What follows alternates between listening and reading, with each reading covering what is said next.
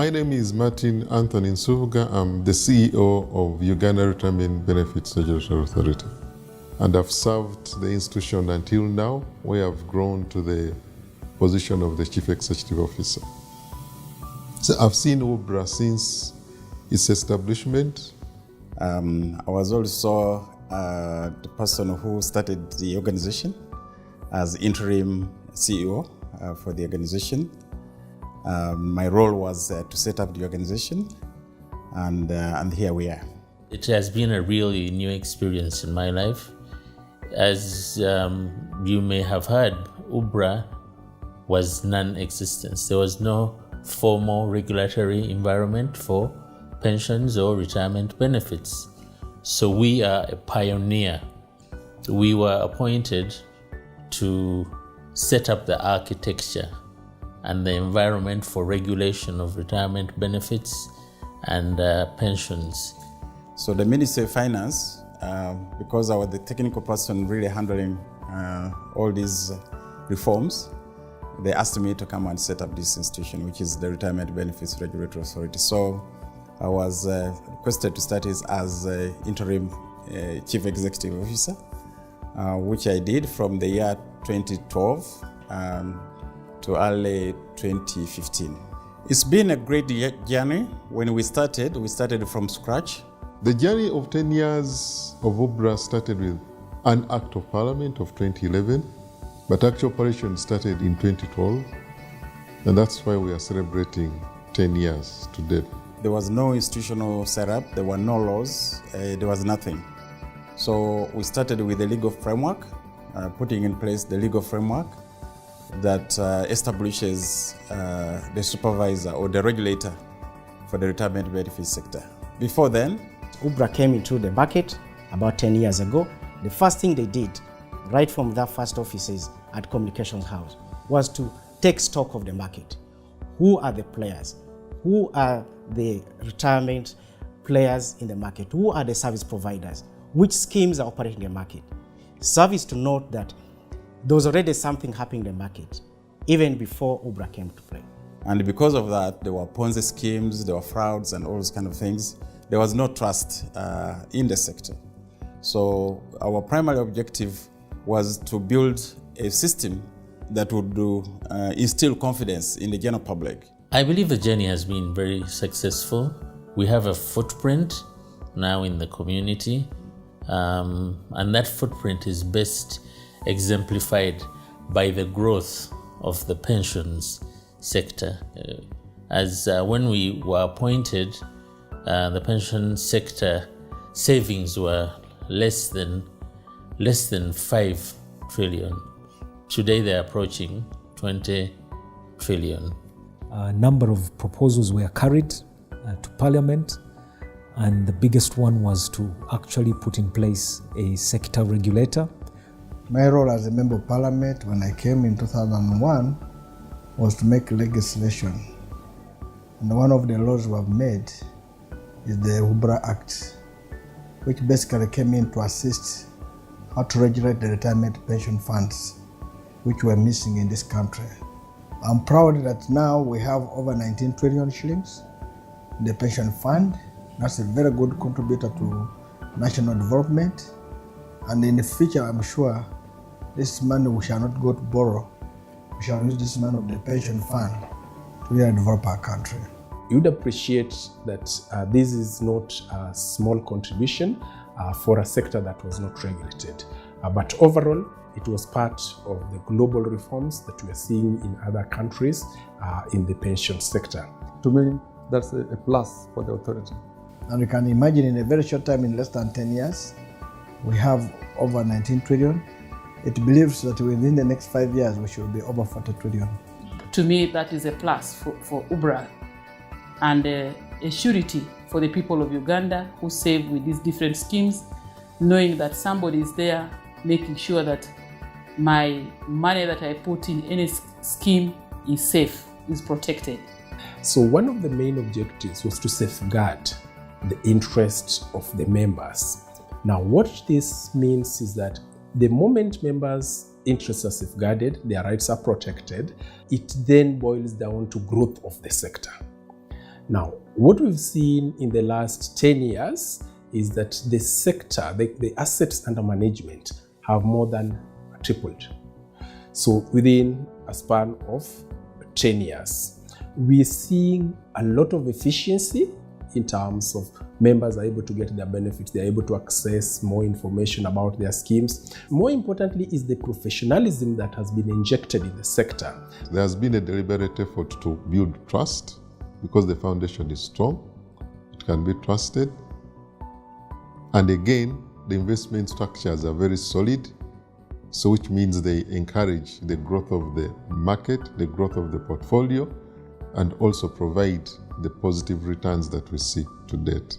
The last one that is significant, which I've seen URBRA doing, is promoting transparency. So to a member, that information creates trust within the member because you are saying, there's nothing I'm hiding. This is how we run the scheme in the year. There were 13 meetings, and this member of the board, out of 13, he attended 3. In the saving schemes, there was no trust, there was no confidence, there was a lot of risk. Even the savers could not know how much their contributions were. Okay? In other words, everything was in a disarray without any regulator. I think as well, looking generally at the business environment, you rarely now see complaints of people stating that the funds that they thought they had in their names have disappeared or have been paid to the wrong person. And all this is just because of the supervisory role that URBRA has brought in, which has been pivotal in making us run a world-class pension sector in Uganda. There are 3 parts to any pension system. There's the contributions or collections of pensions, there is the management of the pensions or the investment of these pension savings, and then there's the payment of these pension savings, either through a lump sum or through monthly payments. We have had a shared responsibility with URBRA for the past 10 years in the aspect of management of the savings through investments because many of the fund managers whom we license are also licensed by URBRA. Although URBRA focuses a lot more on the pensions or the retirement savings that they manage. So we have done this role together, we've had this shared role. The synergies we have drawn from this partnership have been very beneficial, and we look forward to continuing to work together with URBRA in the future. We see growth in number of schemes in this market. Today we are talking of 65 schemes. In the past we are talking of 3 schemes that were established by an Act of Parliament. That is the Public Service Pension Scheme, the Parliamentary Pension Scheme, and the NSSF, all of them established by an Act of Parliament. More importantly is to say that the journey that URBRA has walked over the 10 years have been challenging, but also refreshing, in a sense that they came into a virgin market. There was no regulator before them, especially in the pension sector. So what they started with was commendable. Let's do a stock taking. Let's understand the market.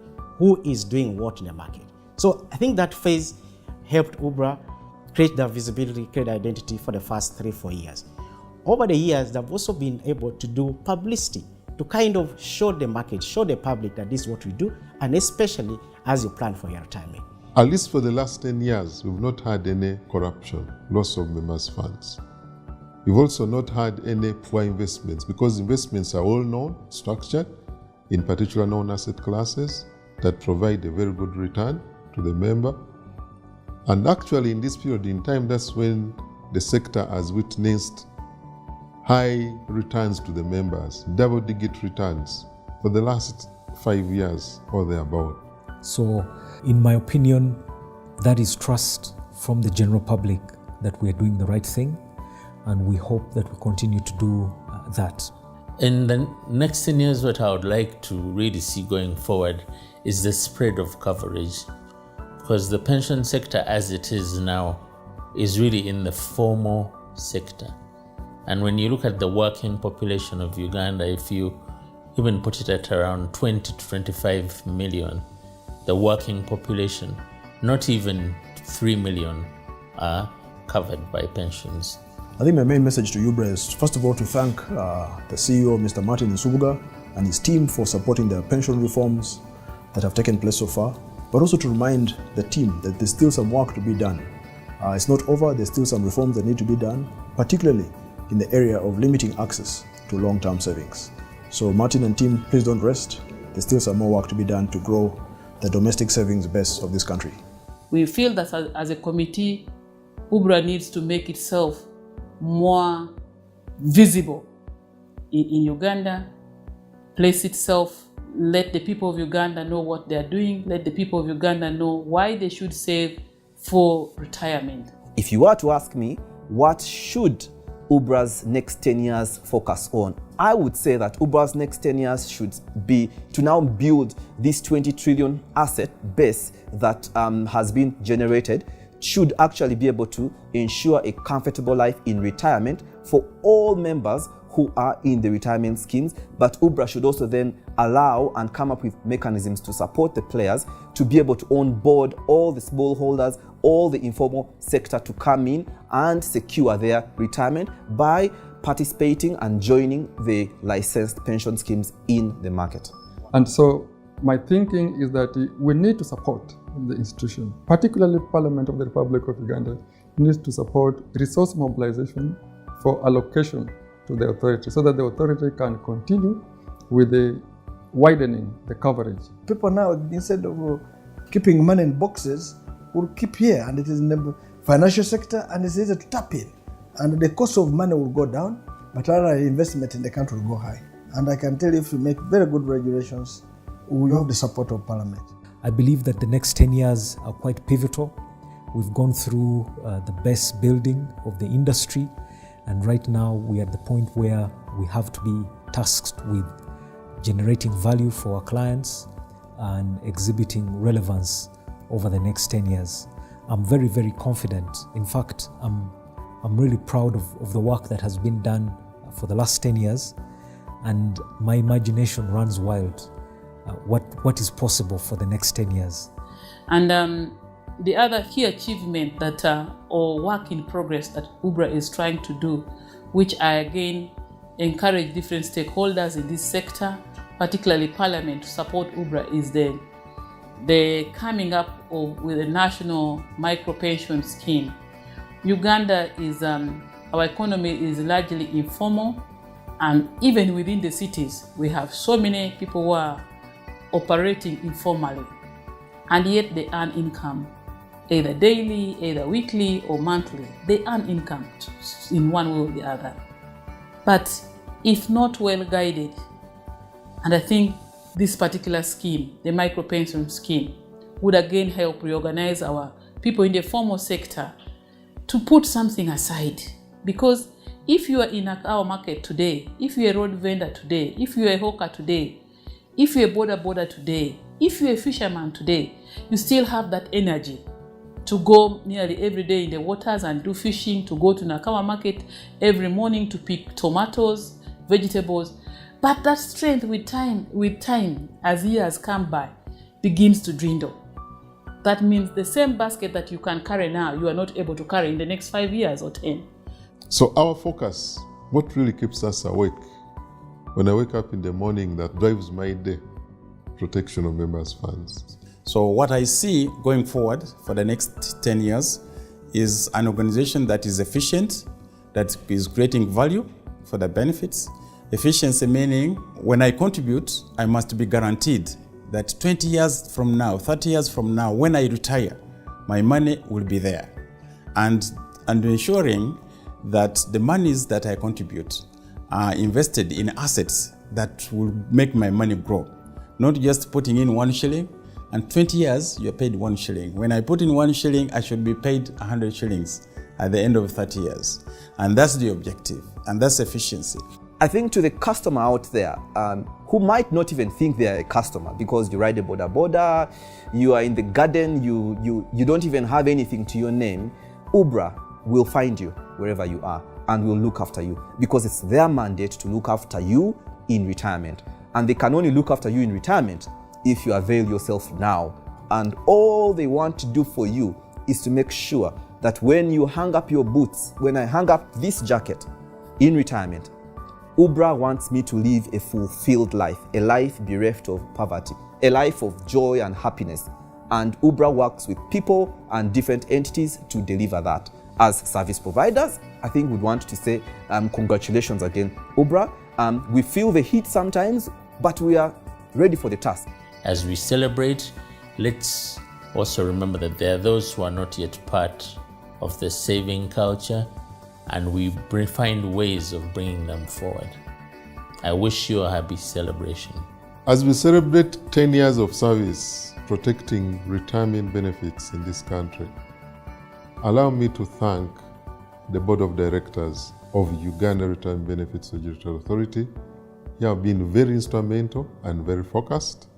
Allow me also to thank the staff and management of URBRA. You have supported the cause.